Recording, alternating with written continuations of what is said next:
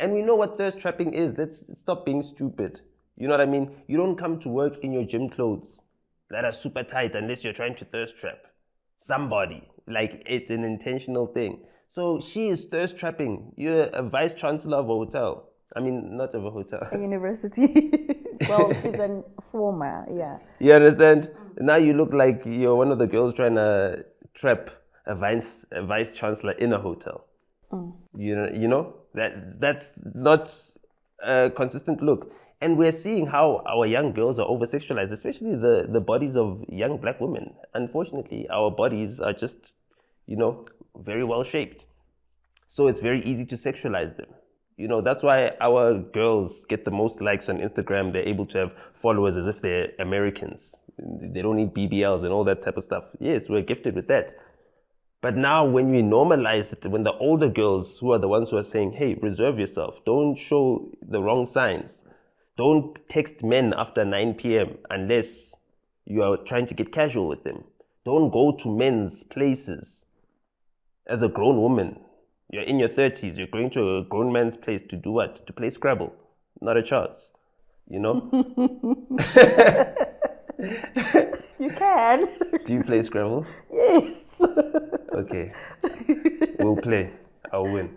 So I haven't played in a long time, since I was a kid. But, you can't do that.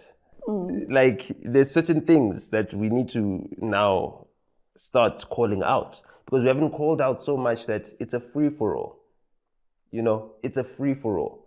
And there's people who are in prominent positions, who are in positions of leadership. They should be the ones that are saying, hey, we need to call this out, because last month or 2 months ago, they announced that in the first quarter of the year, there were 6,000 abortions in the Western Cape alone.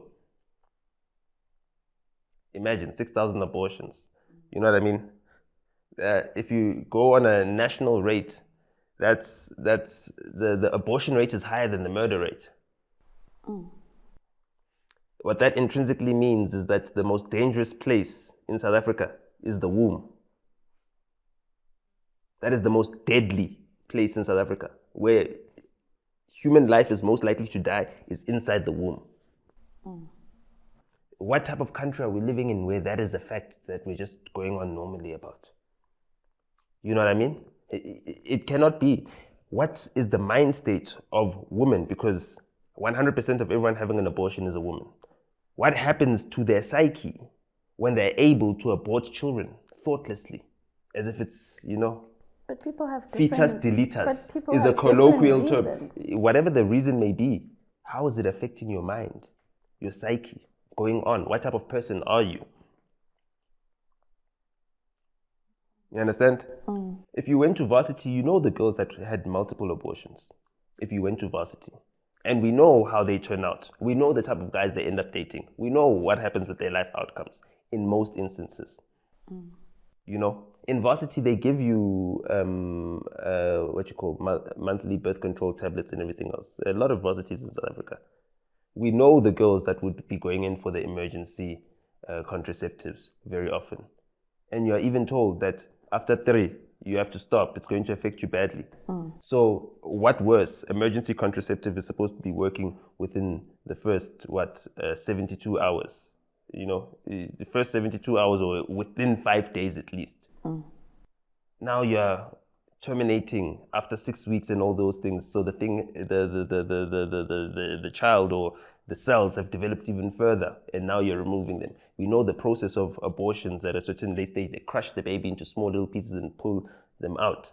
That is a life, a soul disappearing within your own body. You understand what I'm saying? You know how it feels when you drive past a car accident and you see the silver foil and you see a dead body, and how that affects you. Now imagine how it affects you when the dead body is inside you and it's being pulled out piece by piece. It's not like seeing a motorbike accident where the body parts are, it's worse, it's happening inside you. It's going to affect you negatively. And we've normalized all these things. What, can I just ask, why don't you have kids? Why don't I have kids? Because I can't focus on kids and the work that I've got to do right now. And also I've got a condition like any woman that I have kids with, and this is like, a fight that I had with my former wife, I need to have full custody of my children from the get-go. Okay, but if you're married, automatically No, it's you not have. automatic, because if the marriage can be divorced, I mean, you can get divorced. You can be married, the wife can go to court and get a divorce, whether you like it or not. That's the law in South Africa, unfortunately. So you need to have things that can prevent that. Why do you want full custody? Because I never want to have any woman blackmail me or try to take my kids away from me. Ever. I don't want it to even be a possibility. Do you plan to have kids? Yes. I want to have 6. I'm 34. I've got lots of time. In this economy, you want to have 6 kids. I mean, it's not a financial reason why I don't want to have kids. You understand? But I'm my just saying, kids will take 18 years to grow, and then they start making money. Then I've got 6 money makers. And then what? In this economy, yes, I've got help. That's what kids are wealth. Kids are wealth. You understand?